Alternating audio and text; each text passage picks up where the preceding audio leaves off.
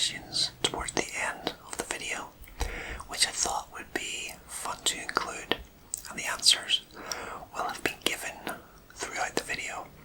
So look out for those and see how many you can get right.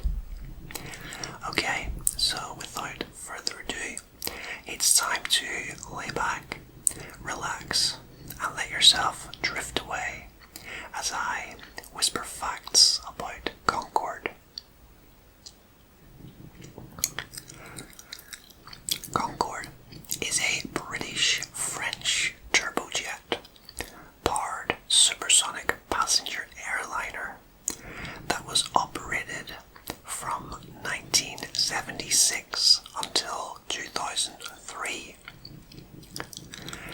It had a maximum speed over twice the speed of sound at Mach 2.04 or 1,354 miles per hour at cruise altitude, with seating for 92 to 128 passengers.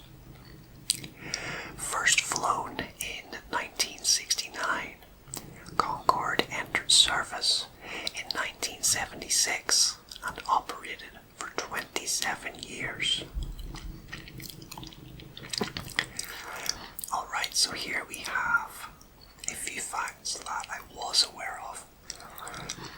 I knew that Concorde went out of service in 2003, but it's amazing to learn just how fast she could travel. 1,354 miles per hour. Wow, that is incredible. I think a standard jumbo jet travels at a cruising speed of something like 500 to 600 miles per hour. So Concorde was around double that speed. You can understand why it took around 3 hours to fly from London to New York, whilst the standard jumbo takes around 7 to 8 hours, I believe. It really was a marvel in technology.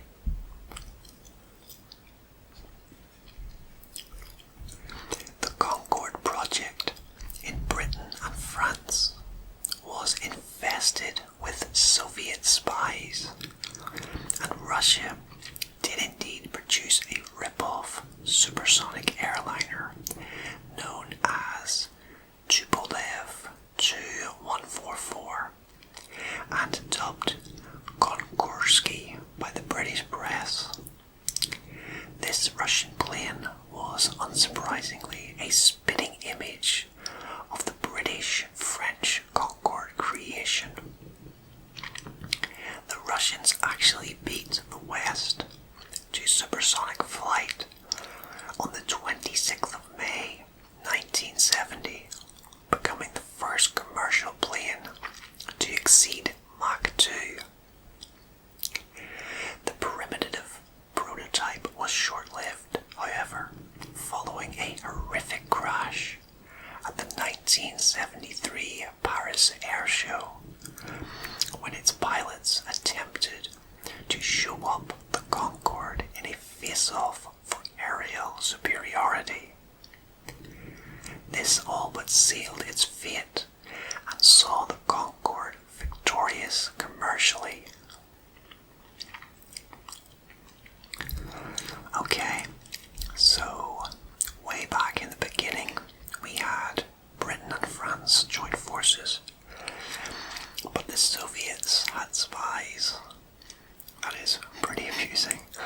It makes me think about the space race that took place between the US and Soviet Russia.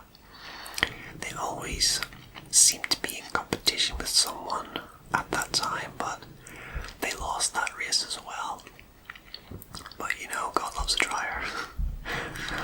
And yeah, it's a shame that the prototype they produced made a fiery end at the Paris Air Show. You wouldn't wish that on anyone. Maybe it wasn't quite ready to be pushed as much as it was.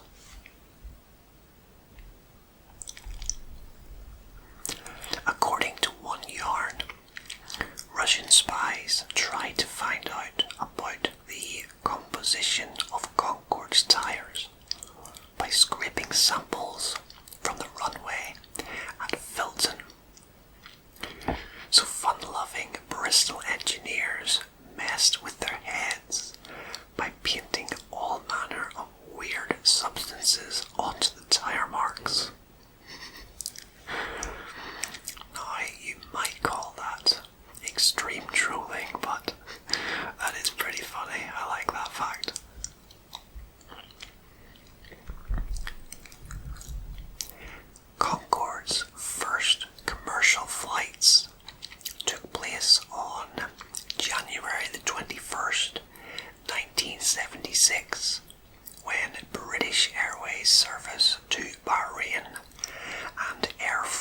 service to Rio via Dakar took off.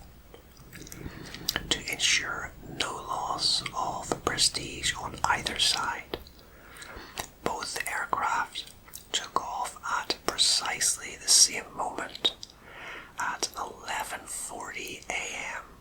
GMT following a countdown.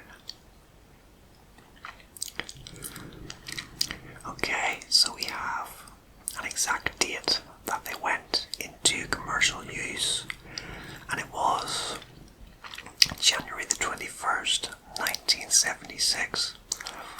I thought it was around the early 70s for some reason, but I think it's good that Britain and France synchronized their efforts, so neither side could claim to be the first. But the fact that it was a joint project would suggest that it wouldn't have happened anyway.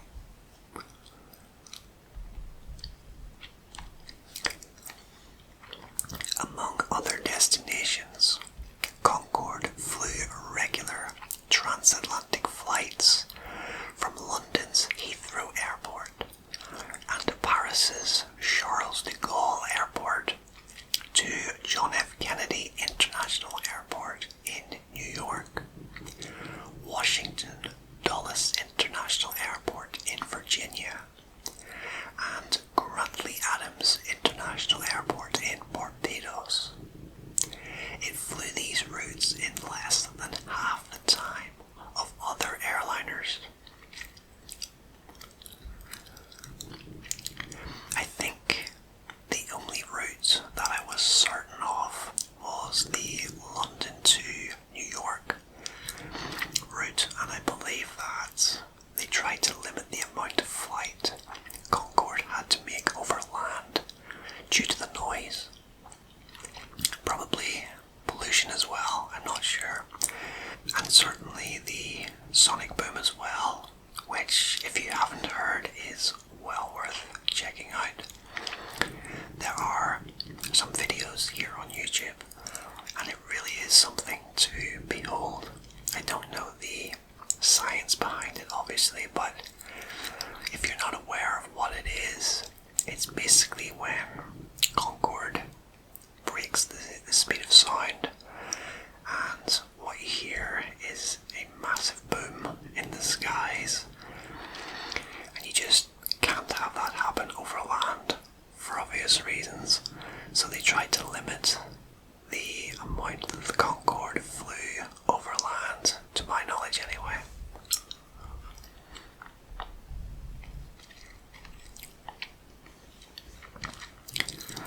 Among the BA passengers on the first flight was a stamp dealer from Hampshire who would make a profit on his £676.20 round-trip ticket by carrying 6,000 Concorde first-day covers for cancellation in Bahrain. He would sell them for £2 each to British dealers.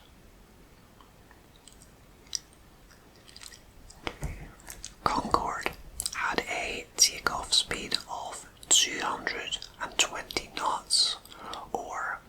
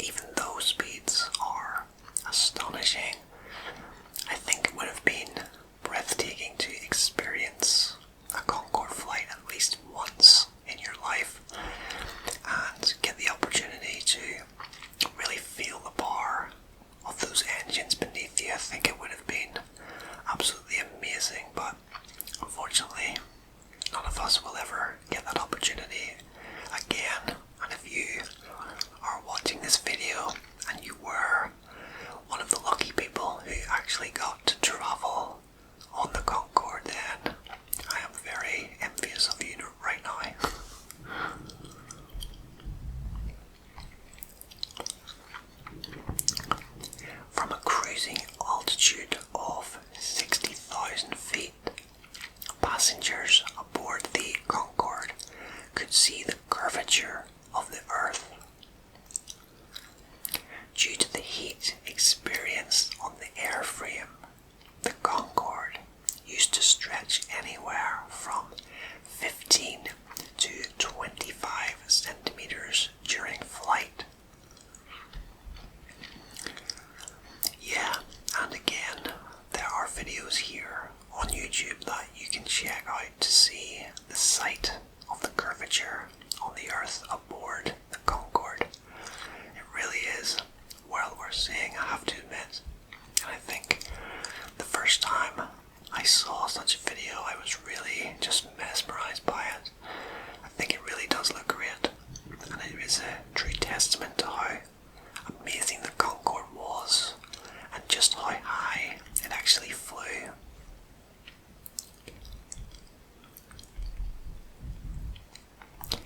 Flights consisted of 9 crew members, 2 pilots, 1 flight engineer, and 6 flight attendants.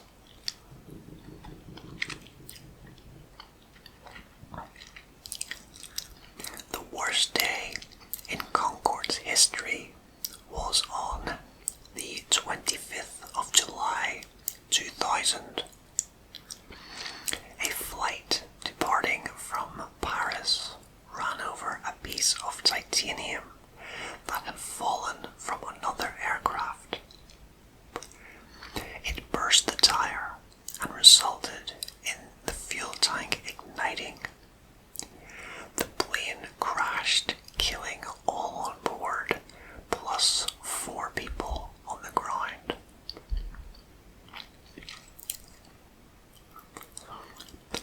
This is actually a day that I recall quite well. I was a teenager at the time, and it was around 5 days or so before I was due to fly. I was going on holiday with my friend and his parents to Turkey, and it was my first trip away from home without my parents, and I was nervous, of course, for that reason. But at the time I wasn't the best flyer, which I've since gotten over, and I'm actually okay flying now. But I remember seeing the Concorde crash all over the news and talking about it with my friend who I was due to go on the holiday with, and it really freaked us out. I was very worried about that flight to Turkey, and it was in my head as we boarded the plane and took off. One of my least favourite flights of all time, I would imagine. It was a really horrific day for Concorde, but it wasn't actually the Concorde's fault, really. It was the plane that took off directly before it. The debris on the runway, which caused the damage. I really enjoy those air crash investigation shows. I'm sure you've seen them before. And I've seen a few on the Concorde disaster, albeit quite a while ago now, but I don't recall the Concorde pilots being at fault. It was really just an unfortunate disaster, and it really was the beginning of the end for Concorde, sadly.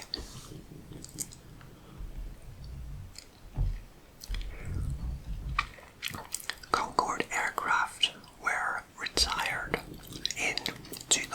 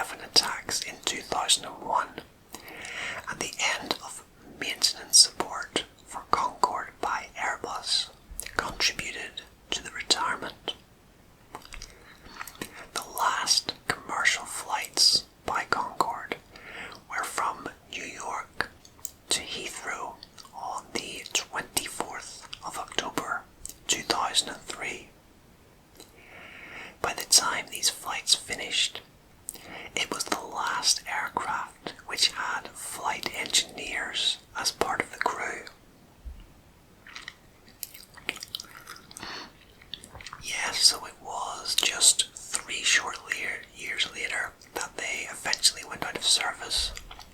It's a real shame really, but the cost to run them really was astonishing. I think the average cost of a ticket on Concorde was in the thousands because they were so expensive to run. So the average person would never get to travel on one, to my knowledge. And for that reason, you can understand why it contributed to its downfall.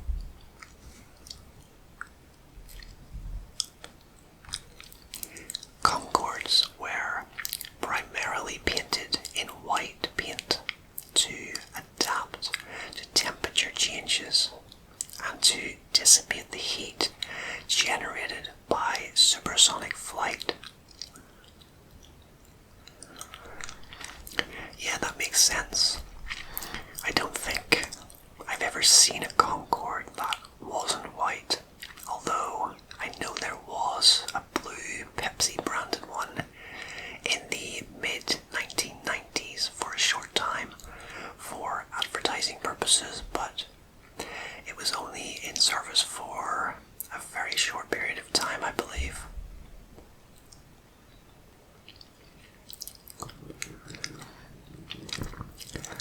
Concorde was a powerhouse.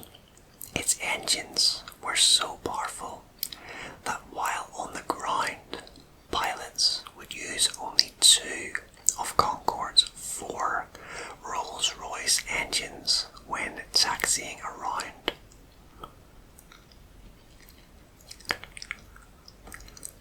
In 1963, British Prime Minister Harold Macmillan changed the name of Concorde to Concorde without the E as a swipe at the French in a minor diplomatic spat. Oh dear, it sounds like he had a little bit of a falling out with someone on the French side. It sounds a little bit petty, to be honest, but there we go. He removed the E from Concorde to spite the French.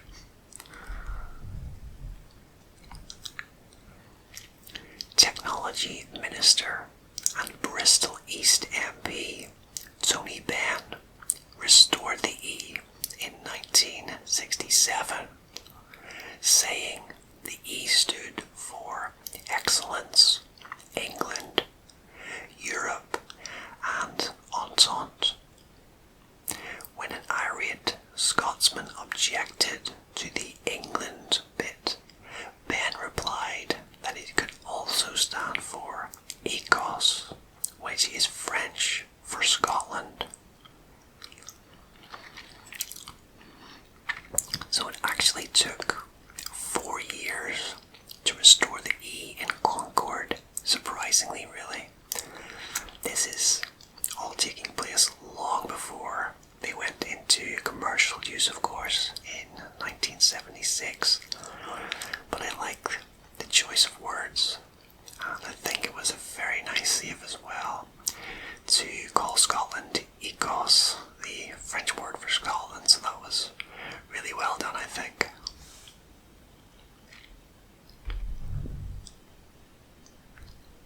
During its lifespan, Concorde had over 50,000 flights.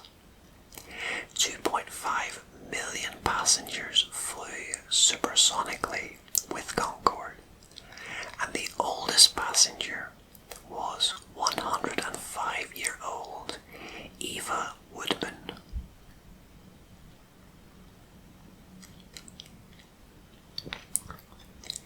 In the 1980s, British Airways' Concorde program was on the brink of financial collapse. Researchers discovered that 80% of flyers didn't even know what a return ticket cost to fly supersonic across the pond. Some £4,000 charged, mostly to corporations.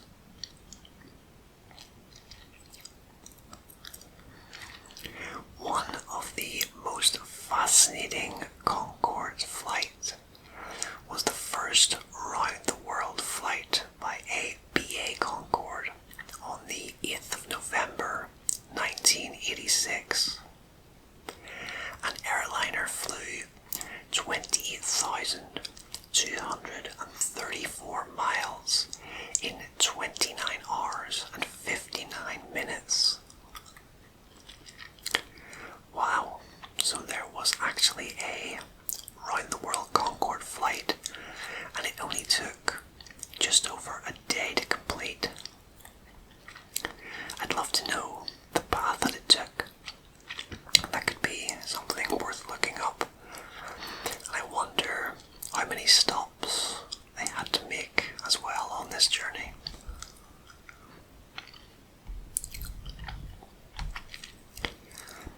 Aviation consultant and businessman Fred Finn is credited in the Guinness Book of Records as having made the most flights on Concorde, with an impressive tally of 718. That's an astonishing amount of completed flights, especially at the cost as well. I wonder how he was able to afford that. He must have been a very well-off businessman.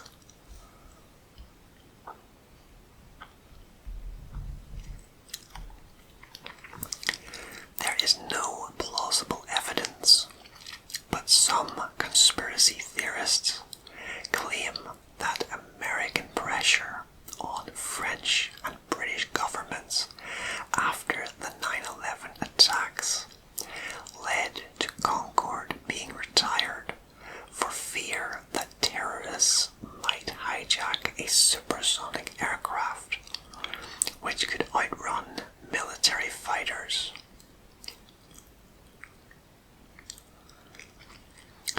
And finally, the mother of Brian Trubshaw, the pilot of Concorde's first flight, was nervous about watching the live coverage of the flight on TV at home. When a Sea Scout knocked on her door asking if there was anything he could do for Bob a Job Week, she paid him to watch it with her.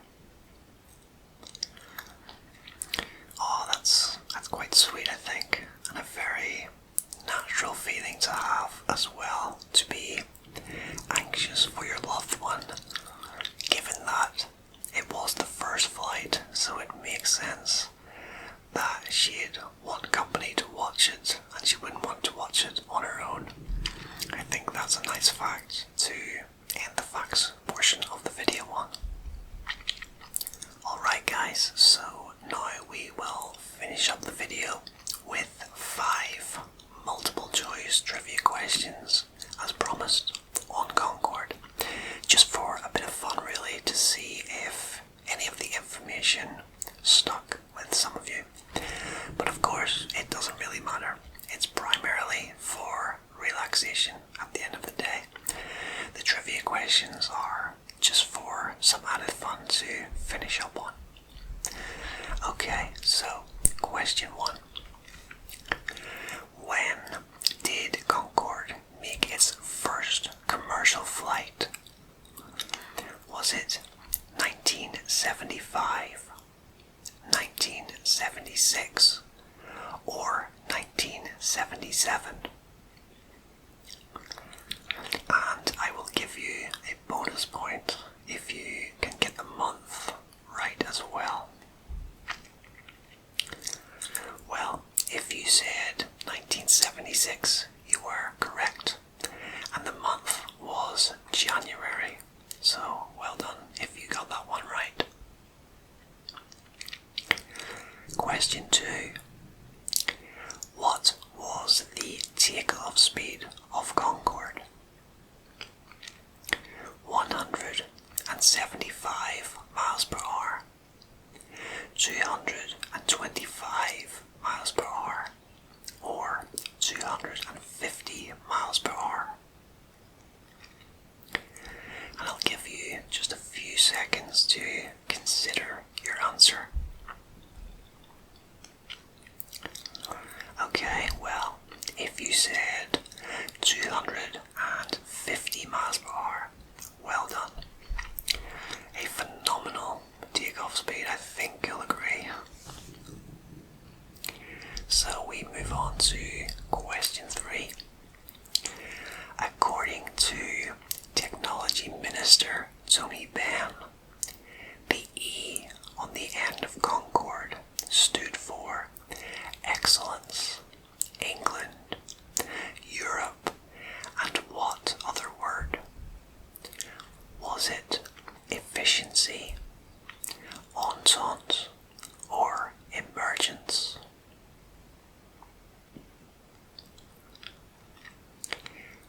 And the correct answer there is entente. So well done if you got that one, and well done if you are 3 for 3 so far. So we move on to question 4. Aviation consultant and businessman Fred Finn completed how many flights on Concorde? 718, 719, or 720?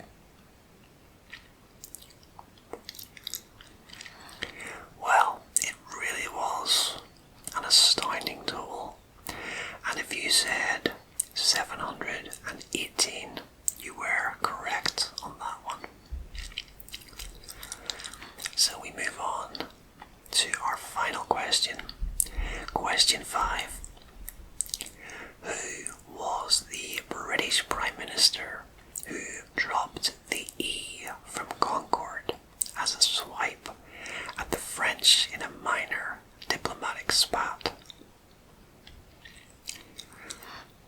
Was it Harold Wilson, Harold Macmillan, or Edward Heath?